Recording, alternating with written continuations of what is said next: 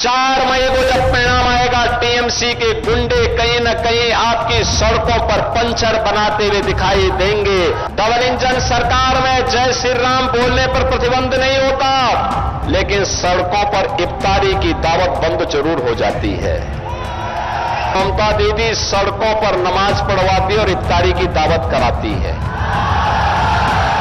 Curfew रहता है, सरेआम को हत्या होती है, लव जिहाद और लैंड जिहाद की घटनाएं घटित हो रही हैं, टीएमसी मौन है। इस गुंडागिर्दी, इस कुशासन के खिलाफ आवाज उठाने के लिए मैं भी आया हूं आज उत्तर प्रदेश से। ममता दीदी आज नाराज होती है जब जय श्री राम का नारा लगता है। ममता दीदी को ऐसे लगता है जैसे उसकी सत्ता हिल रही है जब हम हर हर महादेव का नारा बोलते हैं। ये वही धरा है जिसने 1857 में भारत के प्रथम स्वतंत्र समर की लौ जलाई थी। ये बंगाल की धरा बैरकपुर से प्रारंभ हुई थी। ये बंगाल की ही धरा है जिसमें खुदीराम बोस हंसते हंसते फांसी के फंदे पर चूम गए थे। और ये बंगाल की धरा है जिसने 1905 में बंगाल विभाजन का विरोध करते हुए स्वदेशी का नारा पूरे भारत को दिया था। बहनों और भाइयों, आज उस बंगाल को, जो बंगाल कभी अपने कला और साहित्य के कारण भारत की कल्चरल राजधानी कहलाती थी, कल्चरल कैपिटल के रूप में विख्यात थी, जो बंगाल अपने कल कारखानों के कारण भारत की इकोनॉमी का ग्रोथ इंजन था, आज उस बंगाल का क्या हो गया? उस बंगाल में आज कल्चरल कैपिटल कहलाने वाली बंगाल, ममता दीदी आज नाराज होती है जब जय श्री राम का नारा लगता है। ममता दीदी को ऐसे लगता है जैसे उसकी सत्ता हिल रही है जब हम हर हर महादेव का नारा बोलते हैं। मैं भी आया था तारकेश्वर, मैं भगवान तारकनाथ जी का दर्शन करके मैं आ रहा हूं। मैंने देखा है, आप सोचिए अगर यहां डबल इंजन की बीजेपी की सरकार होती तो तारकनाथ मंदिर में काशी विश्वनाथ की तर्ज पर भव्य कॉरिडोर होता।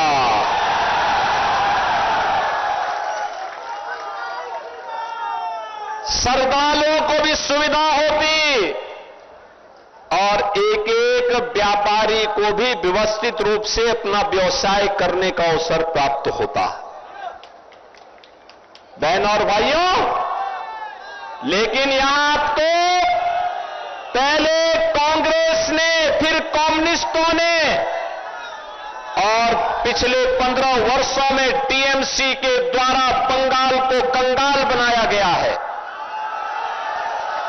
बंगाल में भारत की सनातन परंपरा के बारे में बोलने को प्रतिबंधित किया जाता है। बंगाल की डेमोक्रेसी को बदला जा रहा है। जय श्री राम पर प्रतिबंध लगाया जाता है। मां दुर्गा पूजा और मां दुर्गा पूजा विसर्जन की, मूर्ति विसर्जन की शोभा यात्रा को प्रतिबंधित किया जाता है। लेकिन ममता दीदी सड़कों पर नमाज पढ़वाती और इफ्तारी की दावत कराती है। कोई भी हिंदू पर्व त्योहार होने के पहले यहां उपद्रव शुरू होता है, कर्फ्यू रहता है, सरेआम को हत्या होती है, लव जिहाद और लैंड जिहाद की घटनाएं घटित हो रही हैं, टीएमसी मौन है।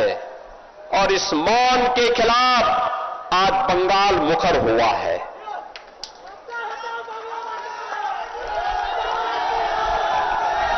आज बंगाल मुखर हुआ है टीएमसी के कुशासन से मुक्ति के लिए। और इसीलिए आज इस गुंडागिर्दी, इस कुशासन के खिलाफ आवाज उठाने के लिए मैं भी आया हूं आज उत्तर प्रदेश से। मैं देख रहा था, बड़ा बाजार में मैं गया था कोलकाता में, टीएमसी के गुंडों ने गुरुदेव रविंद्रनाथ ठाकुर की विरासत की हवेली पे कब्जा करके वहां टीएमसी के झंडे लगा दिए। माननीय न्यायालय के आदेश से वो फिर हटाए गए। टीएमसी के गुंडे जगह जगह कब्जा करते हैं, लेकिन 23 अप्रैल को पहले चरण के मतदान के रुझान के बाद अब उनमें भय पैदा हुआ है। अब वे अपना ठिकाना ढूंढ रहे हैं। 4 मई को जब परिणाम आएगा, टीएमसी के गुंडे कहीं न कहीं आपकी सड़कों पर पंचर बनाते हुए दिखाई देंगे। और इसीलिए मैं आज आया हूं आपसे कहने के लिए, इसीलिए मैं आपको कहने के लिए आया हूं, डबल इंजन की बीजेपी की सरकार का मतलब सुशासन।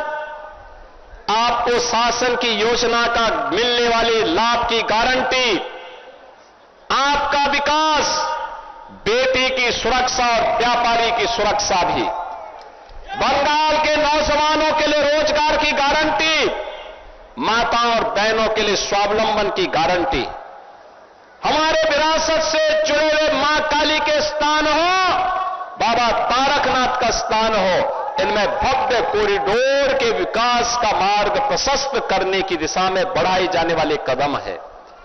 ये डबल इंजन सरकार के द्वारा जो अभियान प्रारंभ होते हैं, डबल इंजन सरकार में जय श्री राम बोलने पर प्रतिबंध नहीं होता, हर हर महादेव को बोलने में प्रतिबंध नहीं होता, लेकिन सड़कों पर इफ्तारी की दावत बंद जरूर हो जाती है। आप देखो, टीएमसी तो एससी एसटी विरोधी भी है। पहली बार भारत की कोई बेटी जनजातीय समाज में जन्म लेने वाली कोई बहन भारत के सर्वोच्च संवैधानिक पद पर बैठी है। श्रीमती द्रौपदी मुर्मू जी भारत की महामहिम राष्ट्रपति है। हर भारतवासी उन पर गौरव की अनुभूति करता है, लेकिन जब वो बंगाल में आती है तो ममता दीदी प्रोटोकॉल का पालन नहीं करती, सम्मान नहीं देती है।